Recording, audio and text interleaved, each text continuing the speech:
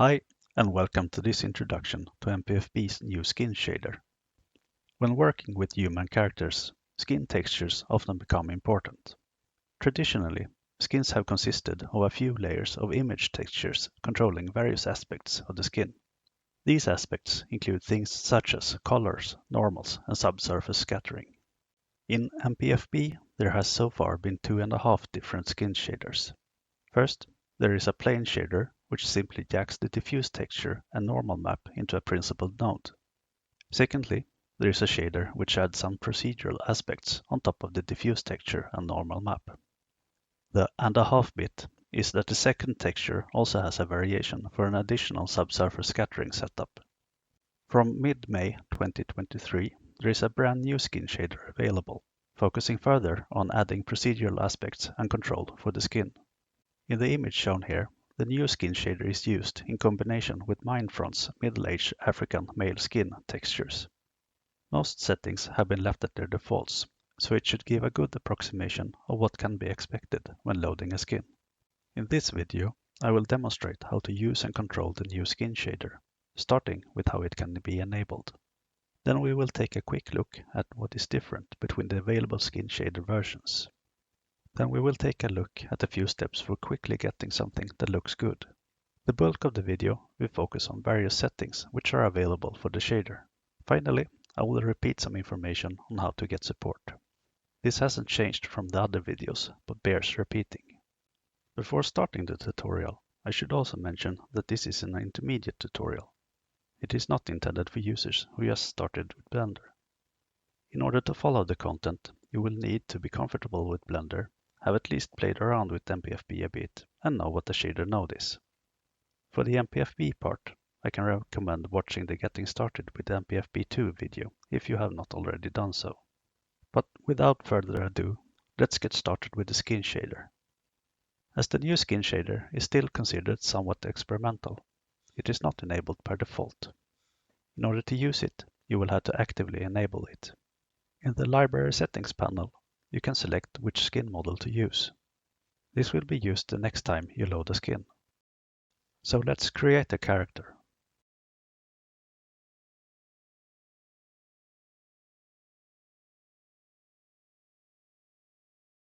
To ensure it is smooth, we will also add subdivision. Now we can assign a skin.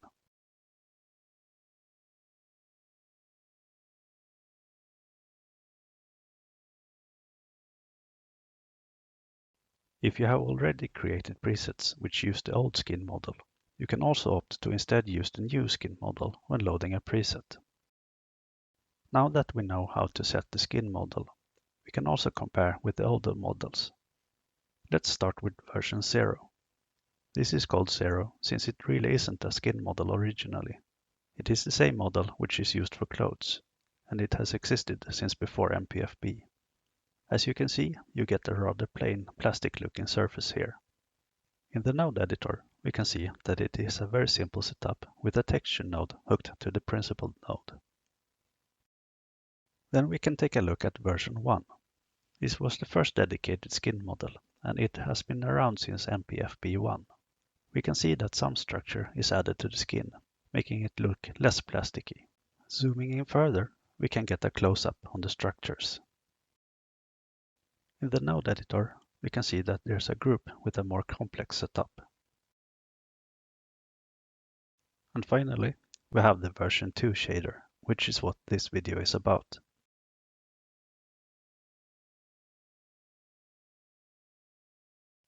Here we can see that there are differences between areas. Compare the structure of the lips with the structure of the face. In the nodes, we can see that there is a larger node setup with many settings. These settings might look intimidating, so before diving into them, let's just discuss some hints on quickly getting up and started with stuff that looks good without too much effort. As you have seen, you can use the new shader together with the skins that come in the system asset packs. However, these are rather generic and do not provide much detail. So my best tip for quickly getting better results is to install a few other skin asset packs. The pack installation procedure is covered in the Getting Started video if you are not familiar with it. With these packs installed, you can find some great looking skins, which also include a normal map. Take for example Minefront's Axle skin. With the combination of the skin textures and the new skin shader, you should have a reasonable start. Now, with the skin loaded, we can dig into the details of the various settings of the shader. The first thing I'd suggest doing here is to make the normal map effect somewhat less strong. As you can see, we have two textures loaded from the Axle skin, one diffuse texture and one normal map. The default strength of the normal map is 1.0. Let's see what happens if we set it to 0. The character immediately looks a lot more boring. A strength of 1.0 was probably a bit strong though. So let's set it to, say, 0.6. We still get some detail, but it isn't as exaggerated. You will want to play around with this setting for each skin with a normal map that you load. There will not be a one-size-fits-all setting here. The next category of settings we will take a look at is the master color control. Here you can adjust the color of various areas of the body. At the moment, you can see that 100% of the color comes from the diffuse texture and no overrides are set. Let's see what happens if we set the skin color to green. Nothing happened. This was expected, as we did not specify that we wanted to override the diffuse color. Let's see what happens if we now increase the override setting to 0.2. We can now see that the diffuse color of the skin got mixed with 20% green. The same principle goes for all these settings. Just to demonstrate, let's make the lips pure black.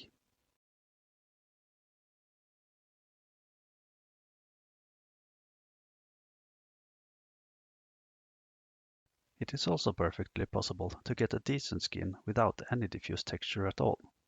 Currently, the strength of the diffuse texture is set to 1.0.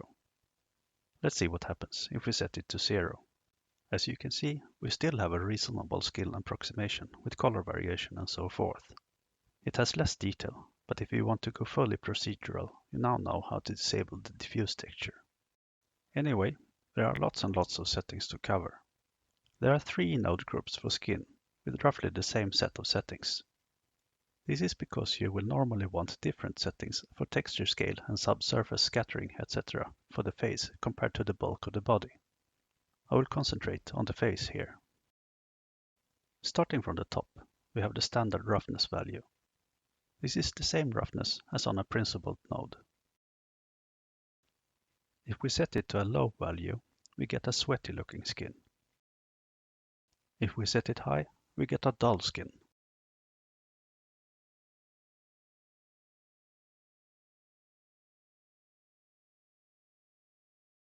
The subsurface settings are also mostly the same as on the principled node. The most important settings are the strength and the radius multiplier. Depending on the features of your character, you will want to play around a bit with these. A thinner character will usually want a lower radius multiplier. Let's see what happens if we exaggerate the effect a bit.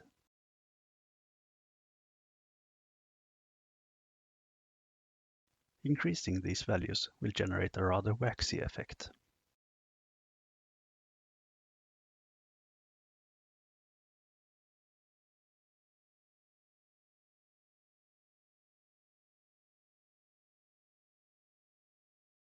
And on the other end of the scale, if we disable the effect, we get a more plastic looking and harder skin.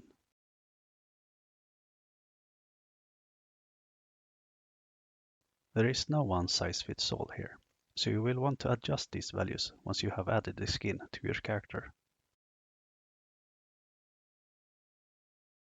Now, most of the following settings contribute to rather subtle effects, and seeing what they do separately might be tricky when they are all enabled at once. Thus I will in the following render the individual effects separately, so you can clearly see what the separate layers do. Let's start with spots. Spots are there to represent color imperfections in the skin, such as moles. Rendering the spots layer separately, you can see that a number of spots have been added to the body. The settings for spots are the same as for a noise texture node in regards to scale, detail, roughness, and distortion. A tip here is that a small adjustment in scale will move around the spots a bit, so the quickest way to vary them between different characters is to add a fraction to the scale setting. Unevenness and dermal are bump map adjustments, adding depth variations to the skin. If we zoom in a bit, we can see that there is a bump effect on the skin. Isolating the unevenness, we can see that it is a noise effect roughing the surface up a bit. Again, the scale, detail, distortion and roughness settings are the same as for a noise texture node. As a general tip, if you want a younger and smoother looking skin, then increase the scale and multiplier and decrease the bump strength. Or if you want an older and rougher skin, decrease the scale and increase the strength. If we instead isolate the dermal, we can see that it adds an island kind of effect. The dermal texture can only be modified in regards to its scale and strength. If you decrease the scale, you will get larger islands, and if you increase it, the islands will be smaller. The veins effect is usually very subtle. You can see that its strength per default is set to a very low value. However, if we isolate it and greatly exaggerate its influence, you can see that it is there to represent subdermal veins. Actually, the veins consist of two textures, which are added on top of one another. Thus you have small veins and large veins, both of which can be controlled separately. Finally, there is the color variation setting. This is a noise effect varying the brightness of the underlying color. The idea is that skins are not colored with an even, smooth and plain color. Rather, it varies a bit. Isolating and exaggerating it, you can see that it varies the color somewhat all over the body. This concludes the overview of the main skin settings. I have not mentioned all of them, as that would make this video rather long. I can only encourage you to play around with all the knobs and levers to see what happens. Apart from the main skin settings, there are also settings for specific areas of the body. Let's start with the lips.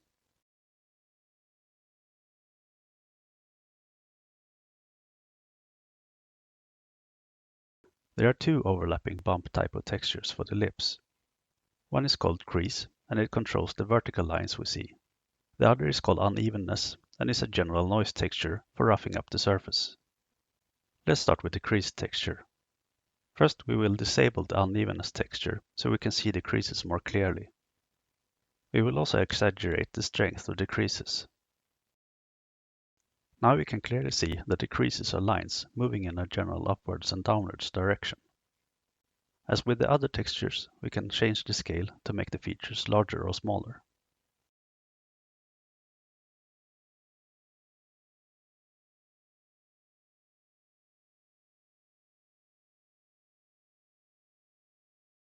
Nine is a good default though. The crease texture is actually a noise texture which has been stretched vertically. If we disable the stretch, we can see the noise texture clearly. And if we increase the stretch, we'll get completely vertical lines. Moving on to unevenness, we'll disable the crease texture to see the other texture more clearly. And increase the strength of the unevenness. If we decrease the scale, we can see that the unevenness is a noise texture too. The detail, distortion and roughness parameters are the same as for a noise texture. If we increase the scale, we get a very fine-grained unevenness. Anyway, that should give you an idea of what can be done with the lips.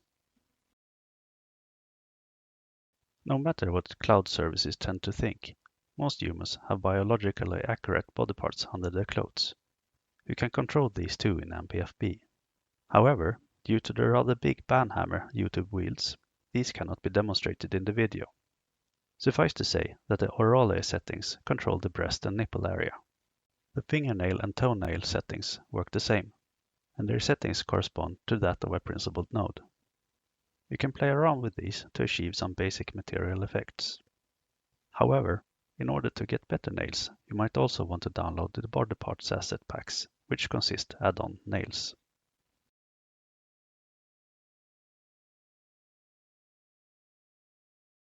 The genital settings cannot be demonstrated either, for obvious reasons. The last part of the shader I'm going to touch upon is somewhat more experimental than the rest, but it is also one of the features I'm most excited about. As you can see, there is an input socket for an ink layer, which might be a bit cryptic at first sight.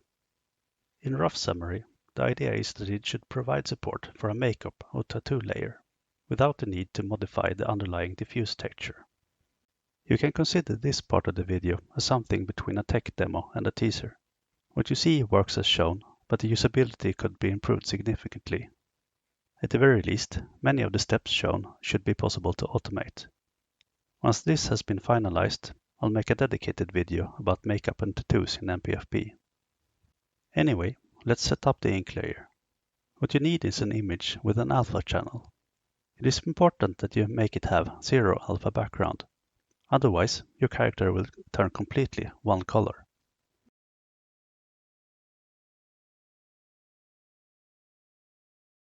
Then we hook the color to the ink color socket and the alpha value to the ink strength socket. There is no visible change yet, but as you can understand, all sections of the texture with a higher alpha value will now provide more input to the strength value. The next thing I'll do is make a dedicated texture painting copy of the toon and hide the original one temporarily.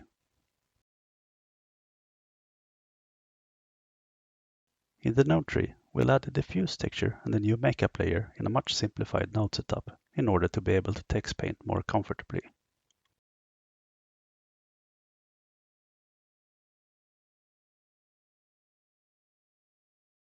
We'll mix these and hook the alpha value to the factor of the mix.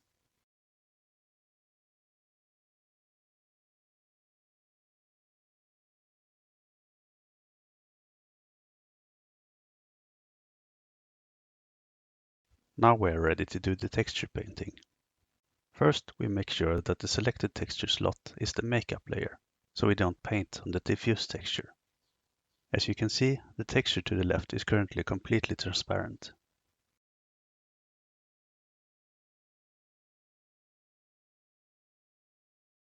We'll enable symmetry and start with a basic liner and cat's eye kind of situation.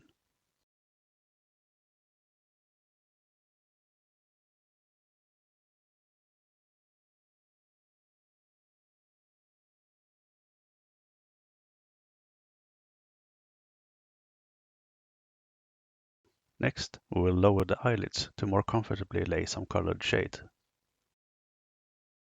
Now we'll do a bit of basic airbrushing. I won't spend a whole lot of energy on this, you'll get the idea.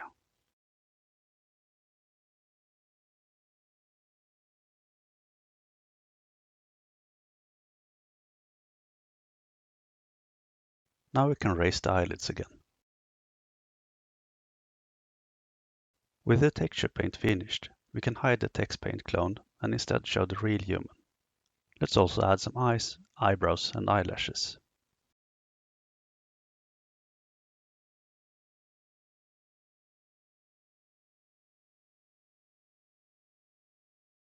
Now we can render the result.